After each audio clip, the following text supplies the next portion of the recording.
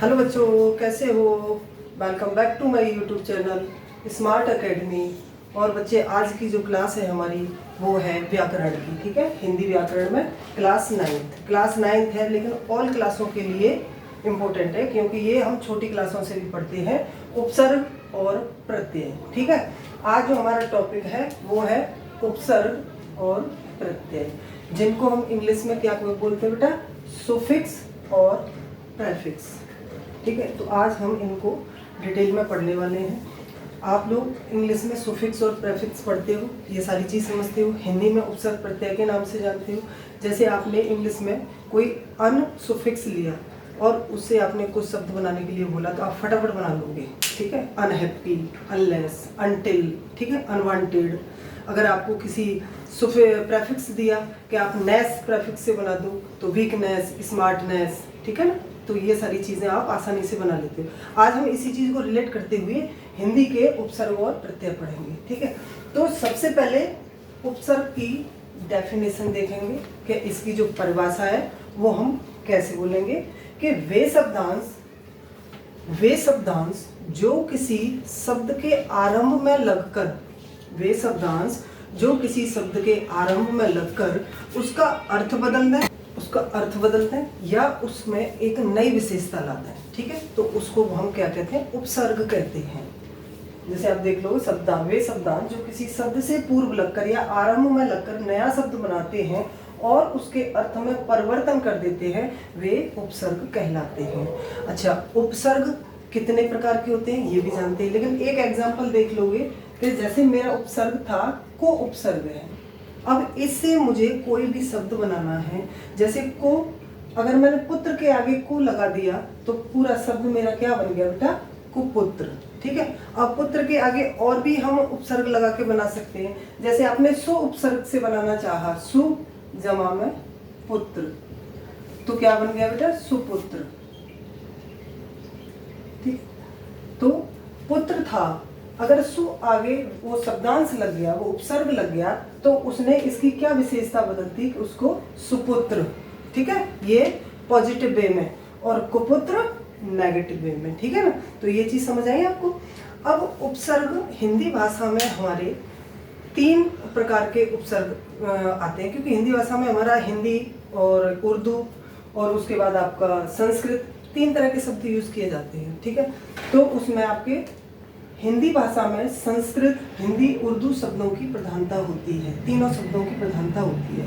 और जिस शब्द में जो जिसका शब्द होगा, अगर संस्कृत का शब्द होगा तो संस्कृत का उपसर्ग होगा, अगर हिंदी का है तो हिंदी का उपसर्ग स्रोत होगा उसका, और अगर उर्दू का उपसर्ग होगा तो उर्दू वाले शब्द में ही लगेगा। ठीक है ना, तो ये चीज़ आपको समझ आ रही है कि तो कुछ एग्जाम्पल मैंने लिखे हुए हैं, कुछ तत्सम उपसर्ग और कुछ हिंदी के उपसर्ग और कुछ उर्दू के उपसर्ग। इन उपसर्गों से आपने शब्द बनाना है। ठीक है, जिस तरह देखोगे आप, अनु उपसर्ग किसका है बेटा, संस्कृत का।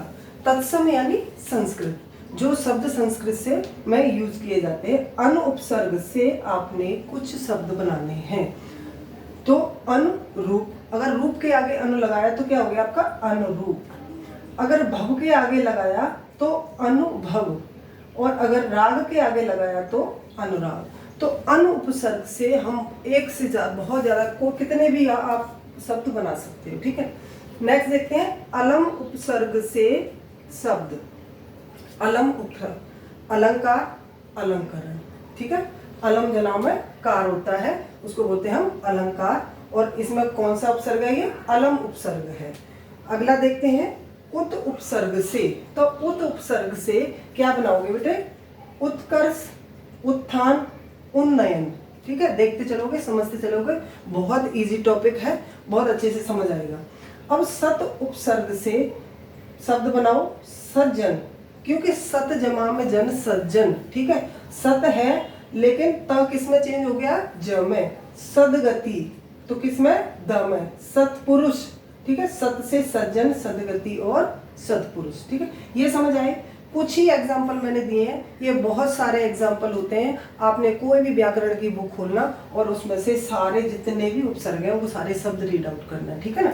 लेकिन समझना जरूरी है कि उपसर्ग होते क्या हैं और किस तरह से शब्द में प्रयोग किए जाते हैं। अगला देखते हैं हम कुछ हिंदी के उपसर्ग हैं। अब हिंदी के उपसर्ग जो हैं कि जो हिंदी के उपसर्ग हैं तो वो हिंदी के ही शब्दों में यूज किए जाएंगे, लगाए जाएंगे। तो अध उपसर्ग से क्या शब्द बनाएंगे, एक तो अधखला बन गया, दूसरा अधमरा बना दिया, तीसरा अधपका, ठीक है। इसके बाद अनुपसर्ग से बनाइए अनजान अनमोल, ठीक है। भर से भरपेट, भरमार, भरपूर, चौ से चौमासा, चौपाई और चौराहा, ठीक है ना। तो आपने आगे उपसर्ग लगाना है, पीछे जो भी शब्द होगा और फिर उसका अर्थ ही बदल जाता है, क्योंकि उपसर्ग ये है। अब इस उपसर्ग से एक तो चौमासा बन रहा है, फिर चौपाई, चौराहा, ठीक है। अब ने से क्या क्या बनेगा बच्चे, ने से बनाओ निडर, निकम्मा और निठल्ला, ठीक है। बहुत सारे वर्ड बन जाते हैं, बहुत सारे शब्द बनेंगे। आगे देखते हैं कुछ उर्दू फारसी के उपसर्ग, ठीक है। उर्दू फारसी के उपसर्ग में आपका आता है एक ब, ठीक है। ब से देखो, ब से बनाम, बगैर, बखूबी, ठीक है। उसके बाद आता है आपका हम सफर, क्योंकि ये सारे जो शब्द है ना, ब, हम, हर, बद, कम, ठीक है ना, ये सारे उर्दू के शब्द हैं। तो हम सफर, हमजोली, हमदम। हर से बनाओगे हर साल, हर माह, हरदम। और बद से बनाएंगे बदनाम, बदबू, बदसूरत।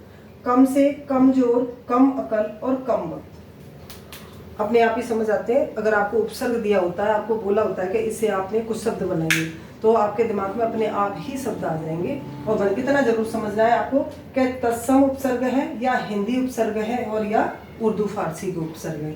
तो इतनी सी चीज समझ आई आपको उपसर्ग के बारे में कि वे शब्दांश जो शब्द से पूर्व लग करके उसका अर्थ बदल दें या उसमें एक नई विशेषता ला दें, वो उपसर्ग होते हैं। और हमारी हिंदी भाषा में तीन भाषाओं के शब्दों का यूज होता है, हिंदी, संस्कृत और उर्दू फारसी, ठीक है ना। उन तीनों के ही उपसर्ग होंगे और उनके ही हमको शब्द बनाने होते हैं, ठीक है ना। तो इसके आगे फिर हम देखते हैं अब प्रत्यय, ठीक है ना। तो अभी हम प्रत्यय देखेंगे। तो अभी उपसर्ग समझ लिया हमने, ठीक है, बहुत सारे एग्जाम्पल देख लिए। अभी देखते हैं हम प्रत्यय, ठीक है बेटा। अभी हमने सुफिक्स देखा, अभी देखोगे आप प्रेफिक्स, प्रत्यय।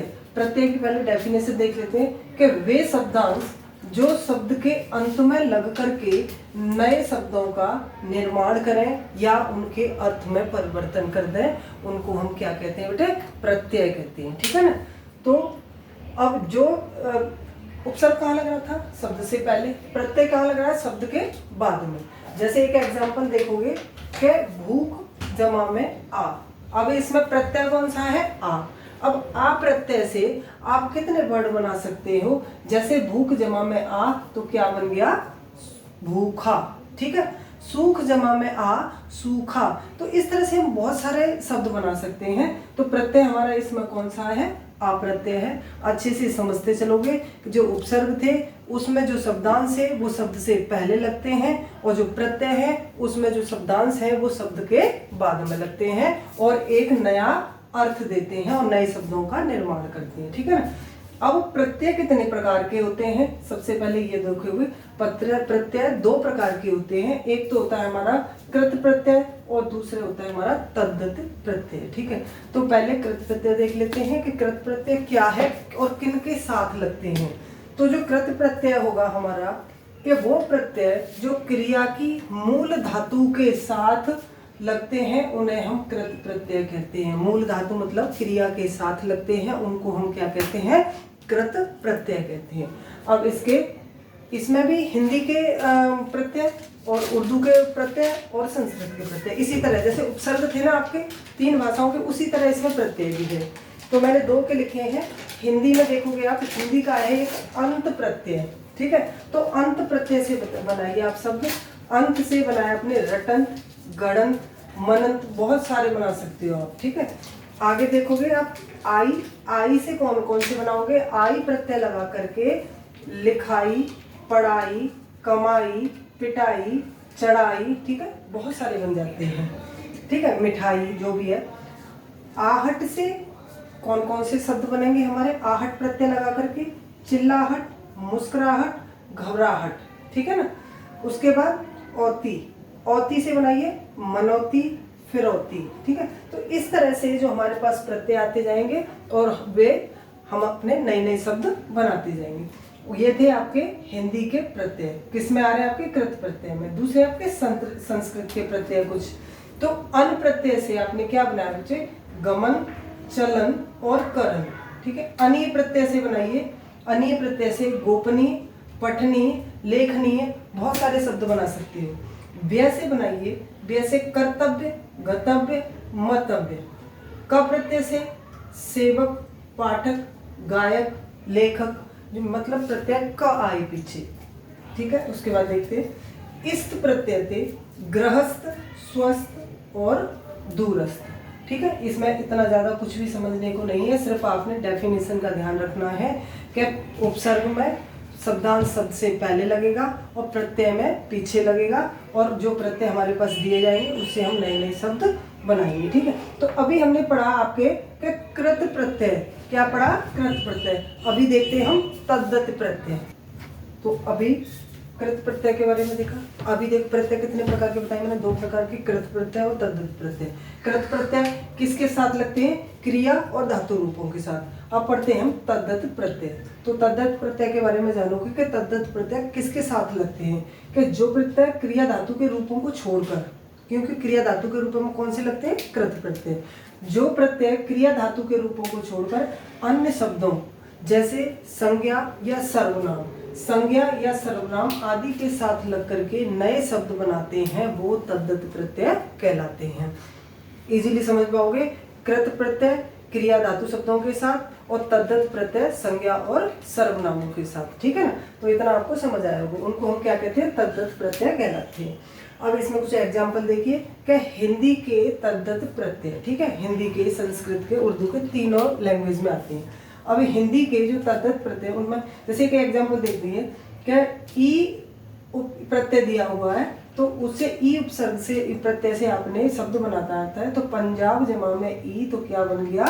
पंजाबी, ठीक है। क्योंकि ई आ रहा है तो पंजाब क्या है? एक संज्ञा है, तो संज्ञा के साथ कौन सा प्रत्यय लगा है? ई प्रत्यय। तो ई प्रत्यय से हमने क्या बनाया? पंजाबी, ठीक है ना। तो वो था संज्ञा रूप, ठीक है। अब ये देखोगे आप आ प्रत्यय से क्या बनाया? भूखा, प्यासा, घना और ठंडा। अच्छा, ये शब्द कैसे हैं? ये भी तो आपके संज्ञा हैं। कौन सी संज्ञा है? भाववाचक संज्ञा है, ठीक है। पन देखो, बचपन, लड़कपन, बड़कपन, ठीक है। ये भी भाववाचक संज्ञा है। ईला, चमकीला, नुकीला, सुरीला, ठीक है। आगे देखते हैं। ये तो हमने देखे कि हमारे जो हिंदी के थे प्रत्यय। अब ये देखोगे आप संस्कृत के प्रत्यय। संस्कृत के आलू प्रत्यय से आप क्या शब्द बनाएंगे? दयालु और कृपालु, ठीक है। आगे देखो, आलू से दयालु कृपालु हो गया। अब देखो एक प्रत्यय से धार्मिक, सामाजिक, नैतिक, ठीक है, बहुत सारे शब्द बन जाएंगे। उसके बाद नीय प्रत्यय से दर्शनीय, गोपनीय, आदरणीय। बान प्रत्यय से गुणवान, दयावान, धनवान। और मान प्रत्यय से गतिमान और श्रीमान, ठीक है। ये मैंने आपको हिंदी के और संस्कृत के। अब उर्दू में भी आपके जैसे उर्दू शब्द है एक अंदाज, तीरंदाज, उससे क्या बनाओगे? तीरंदाज, नजरअंदाज, ठीक है।